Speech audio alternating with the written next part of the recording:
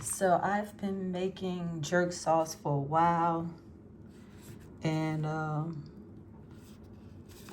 I've always used the green onions, the thyme, and I've used, like, garlic, habanero peppers, and onions, cilantro, some things that are not on here I use, but I've never tried like a little nutmeg, cloves, or cinnamon. I've never tried that.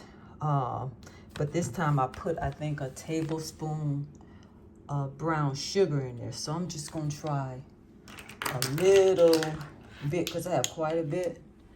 And I'm gonna try some in a container to see, in a separate bowl to see how it tastes. I'm gonna put some in here and then try a little bit. I made this jerk sauce maybe 3 weeks ago, and it freezes well, and it smells really good.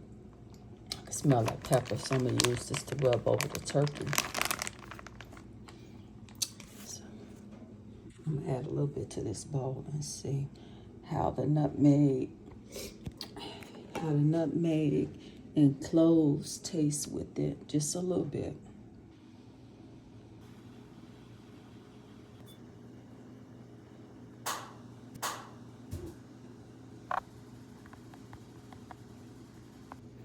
So I'm trying very little. It's that little small spoon, not spoon, but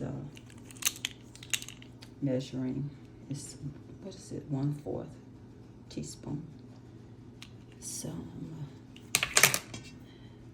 gonna put a little bit more together and just see how that tastes. To me, that'll give you an idea before you just put it in a whole big bowl together.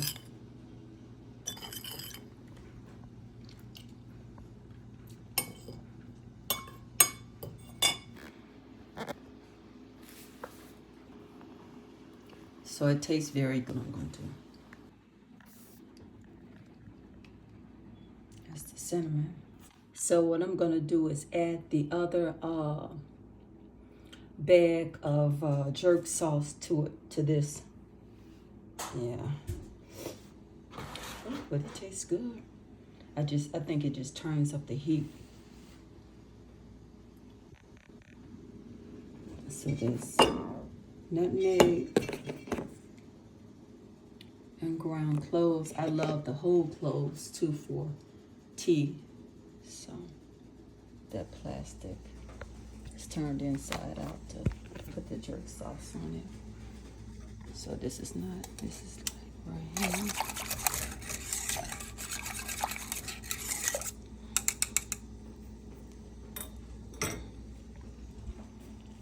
And I kind of broke this up, so it's okay. So let me get the other. This is where I got the other bag of jerk sauce right here.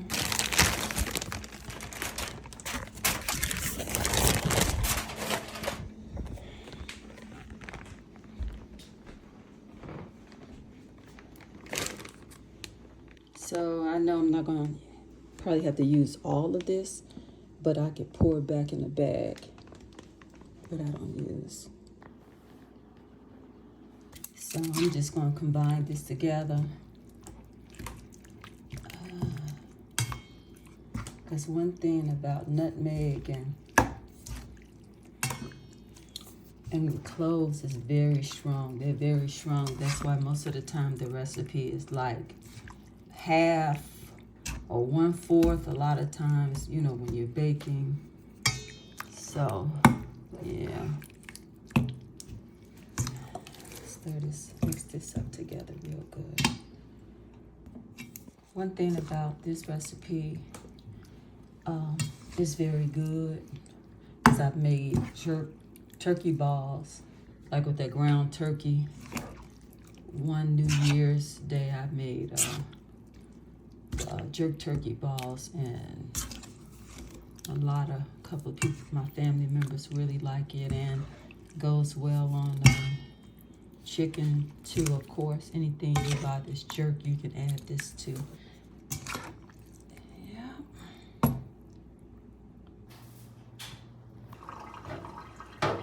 just moved that caramel icing over because I didn't want that jerk sauce to pop in there. You know, I like to keep things separate. So I'll do this right quick.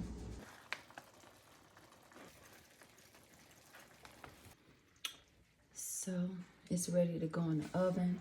And I actually flipped it. This time I'm gonna start cooking it on the stomach with the back exposed first. Cause I normally, at a certain part, when the front is cooked and nice brown, I flip it over on the back and then flip it back. So I said, why don't you just start on the stomach, put it on the back, and then that way you just have to flip it one time. Makes sense, right? And then I'm gonna put this back in the freezer. Yep, you can use it for anything. Okay. I'm putting that other jerk sauce back in the freezer. So I cleaned this roasting pan out. This is what the turkey originally was in. Inside the refrigerator with, you know, butter, and what was it? Butter, seasoned salt, and garlic. And I probably could have just set it in there, but I didn't want to. I want to just clean it. So, and it's just because one of these roasting pans is not, because they're really not. I think these are supposed to be like warmers anyway, but I just used two. I know this oven need cleaning, but we're not gonna deal with that today. No, we not. I'm gonna sit this in here, and that's why you need, if you use these warm, I think they're like warmers, you need two, or else as soon as you lift it up, it buckles. So that's why I use two. So we starting out at 8:07 a.m. for the bird. And of course, once it cooked, you know, it cooks off fat, water, and whatever. So I'm gonna clean this off and then move the caramel pot back over here. So I love to have, I was so happy when I saw this on sale. At Sam's Club, it's like, it used to be 3 of these for $9.99 before the pandemic. After that, it went from $9.99 to $14.99 to $18, and so now I think it's $18.99, but I got it on sale for $14.99 or $15.99. And I like to put just a little bleach when cleaning utensils, especially when you're dealing with meat or something like some type of foods, where if you cook, like if you make an omelet and you still have that taste on the utensils. So I just use a little bleach because it just removes any kind of scent from other foods that you use with So bleach the counter when you dealing with poultry, you know. I don't play about that. And with this floor, I thought I had more of the towel. And I lifted up and I was going to replace the towel. But no, I don't. I think I knew that. And I was looking for something online to just be creative. But, you know, it's clean. It's clean. It is what it is. So I just put this back on the eye. And I'm going to start draining the fat off of this. That's what I do. My mother, she adds butter and all of that kind of stuff. I do not like it. I do not like it. I don't cook with butter unless the recipe calls for it, like bacon. That's the only time I cook with butter. Sometimes I may put it on bagels to toast them, but I really don't like doing that. But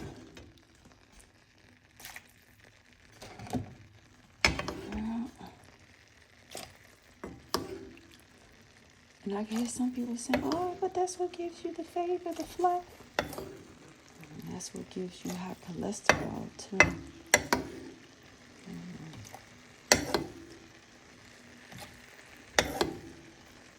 some meat always, you get this liquid form of fat. Even like the turkey in the oven, it's gonna drain off a lot of liquid, in the form of fat. It was fat. So meat. Some people like it. I try to drain it off.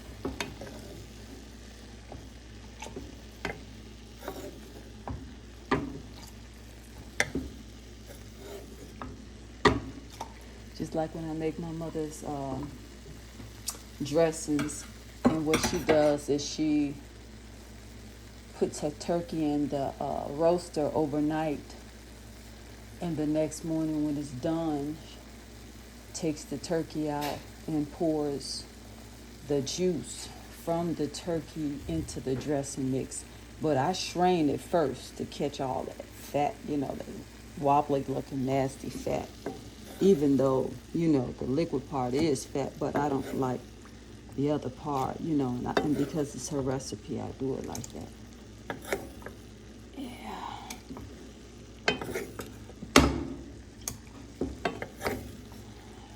You can tell I was a vegetarian for many years, and, I don't eat meat all the time like this. And I'm really working my way back to being a vegetarian, because I mostly like, vegetables.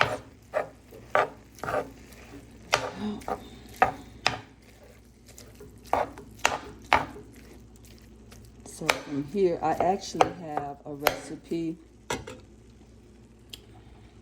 Look at all that fat in here. That's a lot. It's like up to here. It's halfway, half of this cup.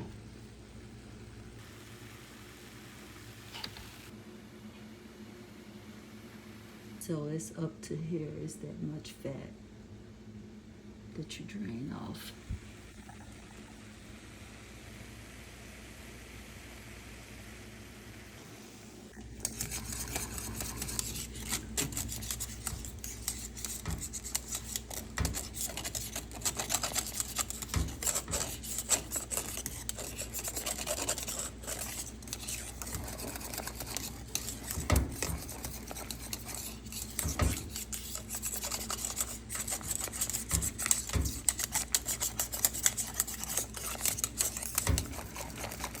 The butter kind of stuck to the pan a little bit when I took it off. It's okay. It's okay.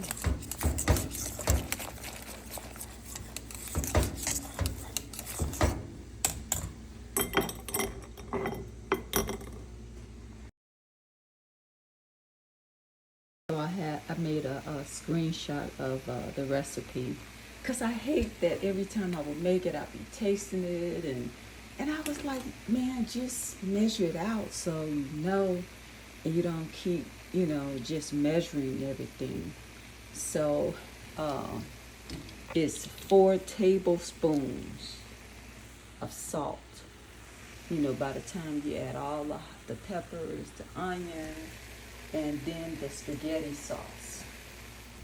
So this is the sauce that I always use from Sam's Club, and I think I just use one and fill it up with water. So that's the sauce, but it's 4 tablespoons of salt altogether, 3 tablespoons of sugar, and sugar just takes everything up to a notch. For those that know, they know.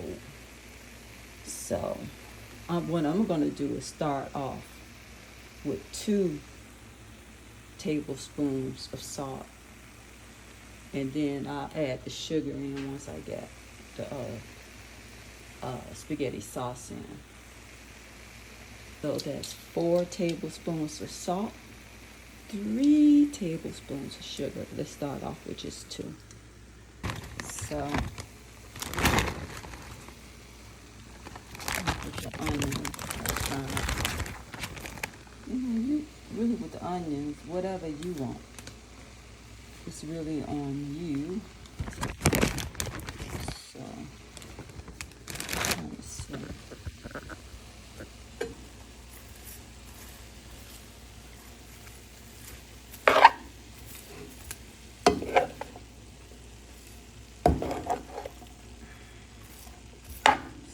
sauteing real good in there. I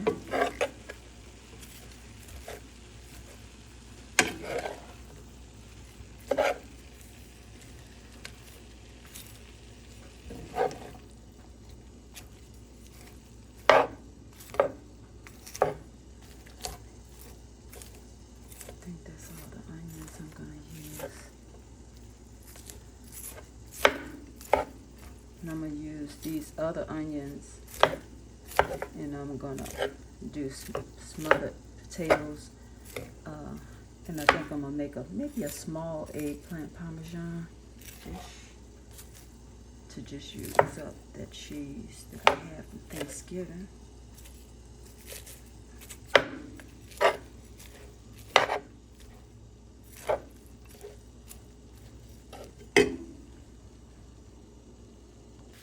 So I'm gonna put my peppers in right now.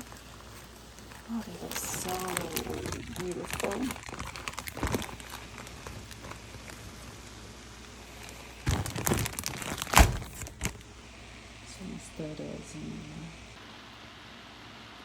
So this is just gonna cook down, and it's basically on low. And I decide I didn't want to go all the peppers. I think this is a nice amount. And let me kind of whisk this a little. You want to make sure that it doesn't start sticking. But the way this is on low, it's gonna go for like a good hour because it's on low. But it allows you an opportunity to do other things. Okay. So I already put 2 tablespoons of sea salt. So what I'm gonna do, I'm gonna put the other 2 tablespoons in this bag, and the 3 tablespoons of sugar, so I don't get confused, because my mind would be like, what did I do? But I'm glad I'm recording it, and I can go back and listen to it. So, but I'm just going to do that right now. Tablespoons of sugar, and the remaining 2 tablespoons of seasoned salt. Let me sit that right there, right there, right there. So, okay. I'm on schedule, and what this is turkey livers right here that I was going to add to the jerk turkey. Is this what people like? And I was like, I didn't realize that it was frozen. I had it in the refrigerator, but it is what it is. See how it's already draining off fat and everything. I think I have it on 375. That's good for right now, though. Put it, I could have had aluminum foil, right, and cooking it on a little high, but I'll see. I just turned the oven up to 430.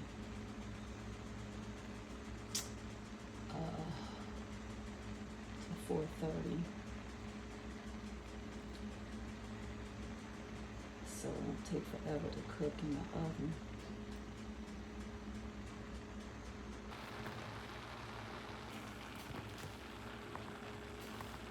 So adding sugar into the recipe, I got that from my mother.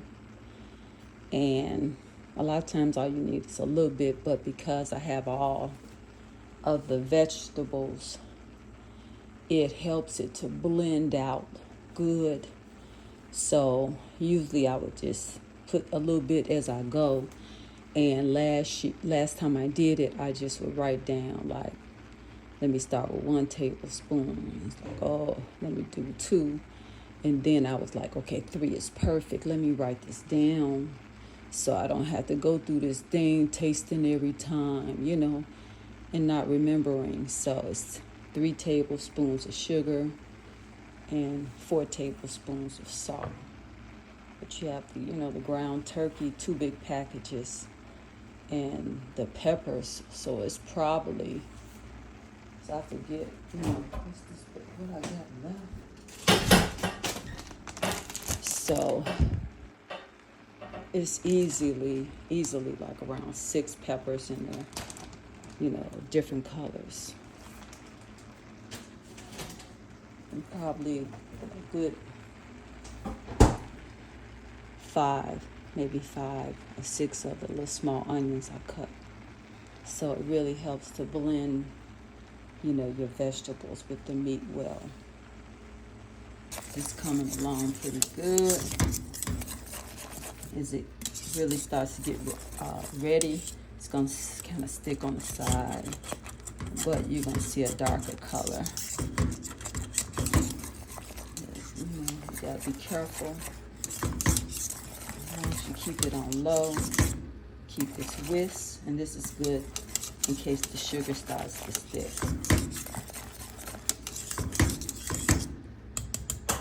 Alrighty.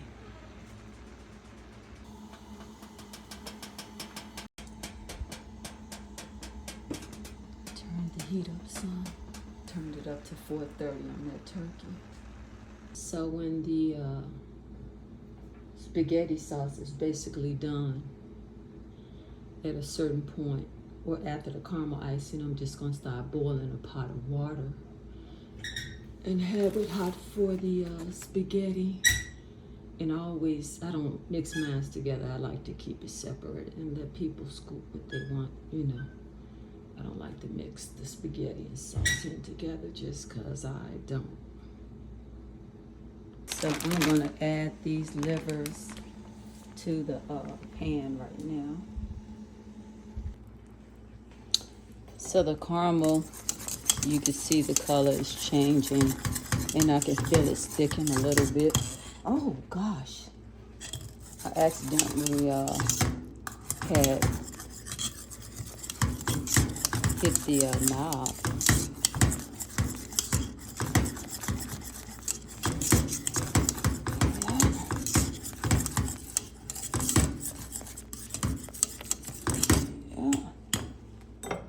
Smelling so many different things. I don't know what so you can see how the vegetables have blended in, the different peppers have blended in very well. And if this wasn't for like my mother and the residents, some of her friends that are residents, I usually would put like habanero peppers. But when I'm cooking for her, I don't put the peppers in there, or black pepper. So, yep.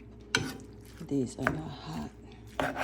So at this point, I can go ahead and add the Prego sauce, and then I'll add the 3 tablespoons of sugar and the other 2 tablespoons of seasoned salt.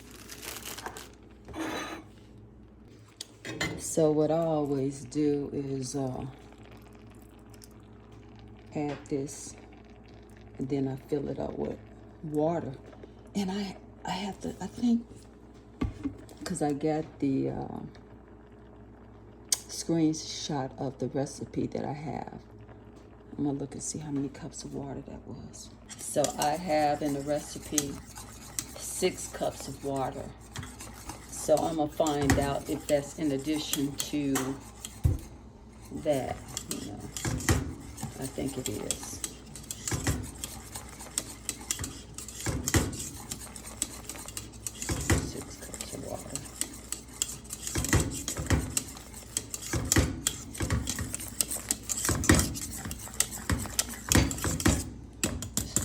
Done. You can tell the stickiness on here.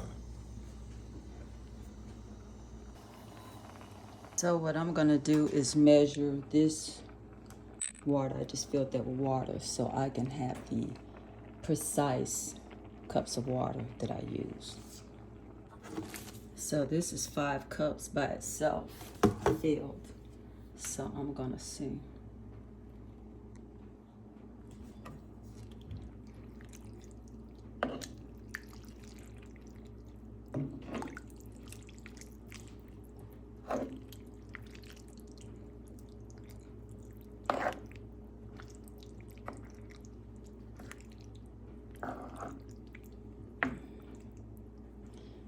You'd be surprised how quick this juice evaporates, you know, cooks up. And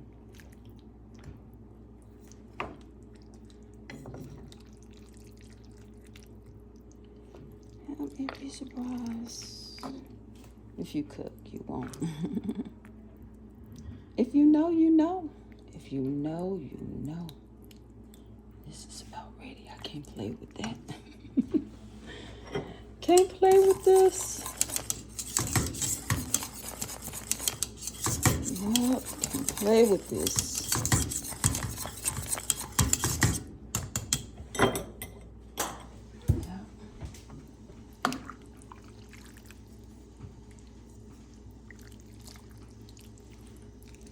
I had to mentally have my head in the game. So, you know, everything is scheduled. I know what I have to do. Know what I need to take out. So I could do a good job. Do the best of my ability anyway. I'm not no professional cook, but I do a little something.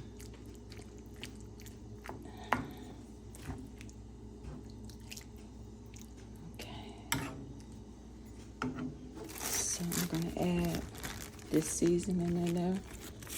The remaining 2 tablespoons of seasoned salt and the 3 tablespoons of sugar.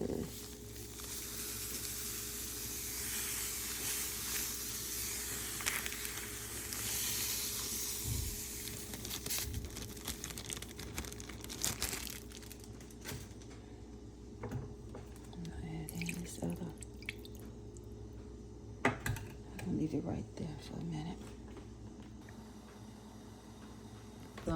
When I know when to pull up a chair. So this is kind of when you pull up the chair. You can see around the edges. What we'll see how it's stuck. It's almost ready. Just sit right next to it at this point.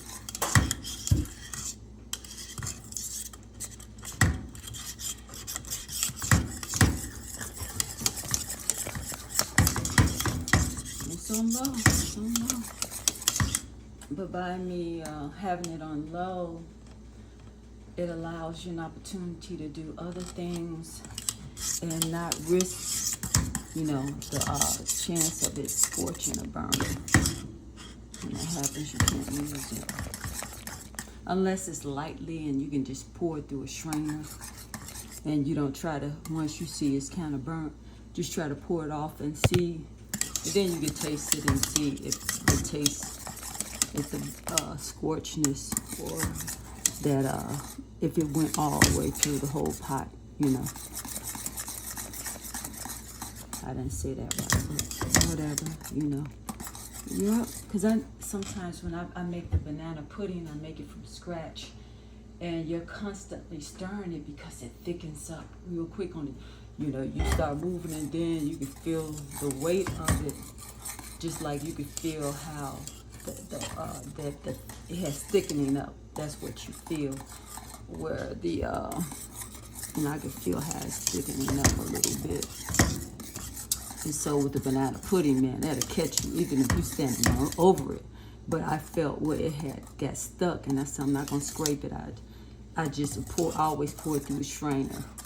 And sometimes you can see where the bottom of it is stuck, and you don't want that part, even though it's not burnt. You pour it through the strainer, and you're all good. You're all good. Yeah, it tastes way better to me when you make it from scratch. People, they have so many spins on banana pudding, the way they make it, and you know, put it in the refrigerator. You know, I may try it that one time like that without putting it in an oven, but I definitely would make the banana pudding from scratch. And instead of putting it in the oven, they mix the cookies and everything, you know, do the same thing and put it in the refrigerator. I don't know how that would taste, but that's what they do.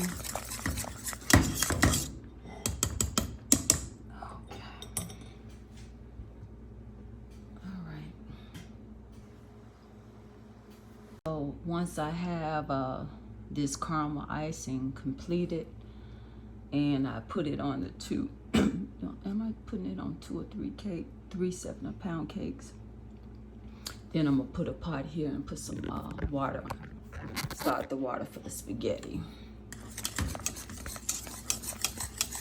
I had to have a schedule, man, so you know, you can be looking at the time, because that's why I started the jerk turkey on, I think I started on 370, and I said, man, let me turn it up to 430.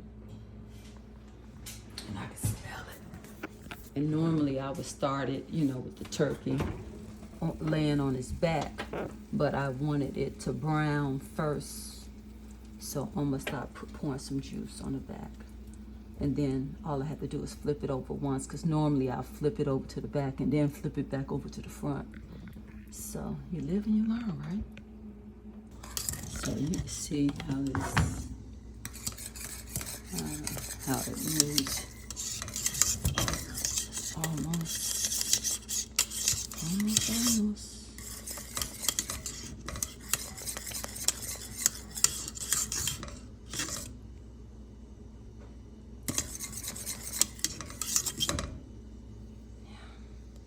That looks so good with all the peppers in it.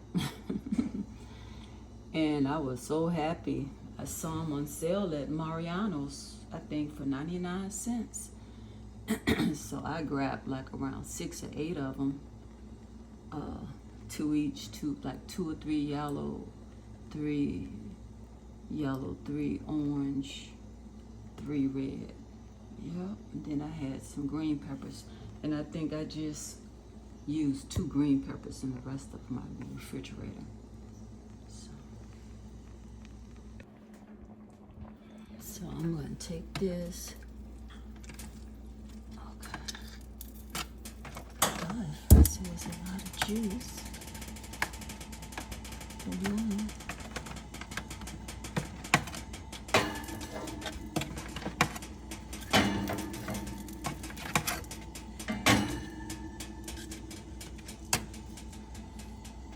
Let me see where it's starting to brown a little bit.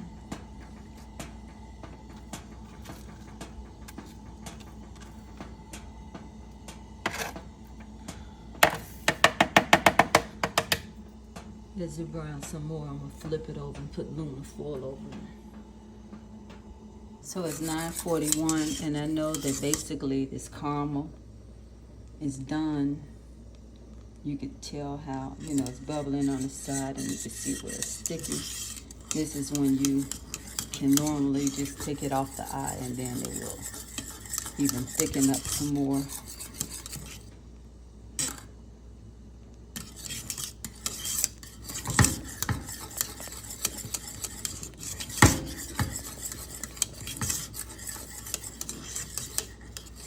Looks beautiful. So that's what I'm gonna do.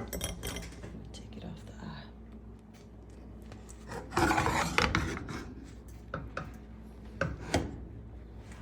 I'm gonna get a pot.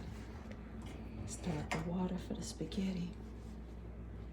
But first I'm gonna put some aluminum foil on here, on this bird.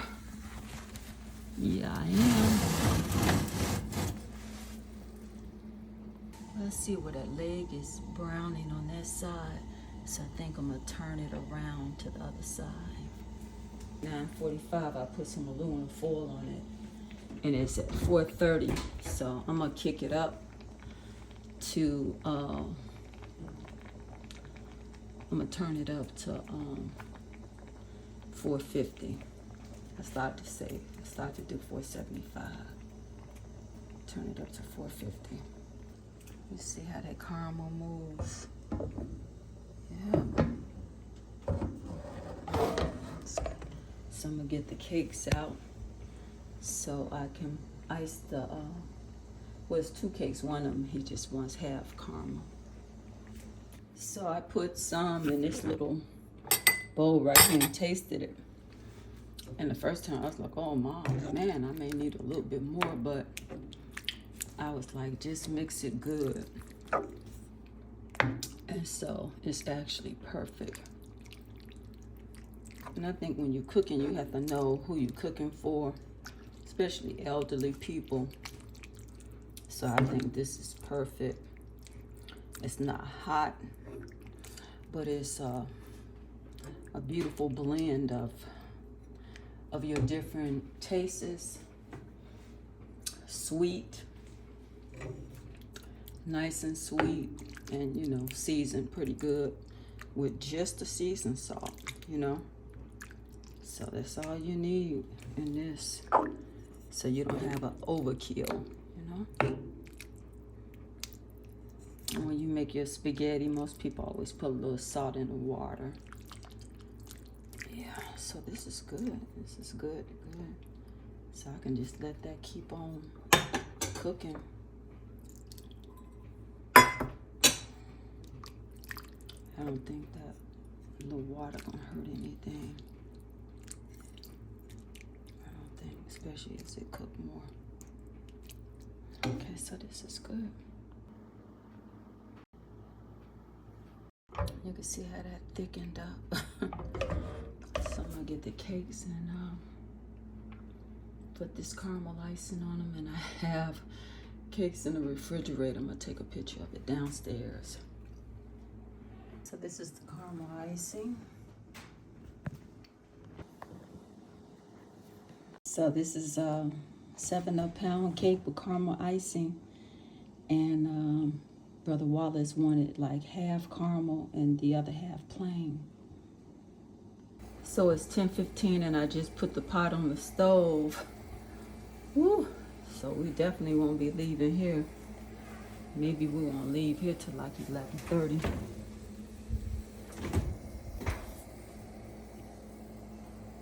So let me put the caramel on the second cake. This one has caramel all over it. Let me put this up. This is for Khadijah's friend Chanelli. I have told him, I said, oh, he said, that's my favorite cake that you make. It's the caramel cake. I said, I'll make one for you. So this is it. So I'm putting caramel icing on the last 7 pound cake. I already told y'all about the floor. I gotta put some more towel on there, but it's clean. Usually I try not to get that in, you know, the camera when I'm recording, but I'm like, it is what it is. So as soon as it stops boiling, I'm gonna add the salt. And when I put the caramel icing on this last cake, I'm gonna take a look at the turkey. Okay, but the other ones, I'll do, you know, try to keep it clean for my mother. But these are the packages my niece will take to them that they got from my mother. They made it in town. This is for Brother Wallace. This is for Khadijah's friend Chanelli. And then the cakes in the refrigerator, they're going to the facility. And there's one thing about this plant. I don't know the name of it, but when I replanted it, oh, it was a bunch. Even the neighbors next door over there, Greta and her family, they got one that was huge. But when I repotted it, man, I don't know how many, 10 or more. But I used to see it dying, you know, leaves turning yellow. And so I put it on TikTok and I asked, you know, what's happening? And one lady, I think she go by Granny or something like that. And she said too much water. And my sister in California said too much water. So I have not watered this in maybe 3 weeks. And, excuse me, and it is just growing. Look at that right there. It is amazing. And this, when I repotted it, I didn't see the roots attached. So I thought I had to put it in some water. And I saw it start to die. So I just kind of stuck it in the dirt. And after around 2 weeks, I could see it start to bloom, to stick out a little bit, because it was really, but the way I can, the way this is, see, that's turning under, maybe that's an indication that it could use a little water. So I'm gonna put a little water in like January 1st. And then I'll go probably once a month. I mean, I just do what I can. I don't know everything. But like these right here, they're sitting in water right there and water on that side. My mother usually would eventually put them in dirt. One of them is hanging in dirt in this one, you know. But they do pretty good, so. And then you have the snake plant right there, and the aloe vera plant, which you have to go like every month and water, and this one not that often. And that is my daughter's plant. I remember when it was just 2 leaves and she couldn't get it to grow. She had it upstairs, and then she put it right there. And I think she probably watered that bad fella once a month or every 2, however she do it. But, yep.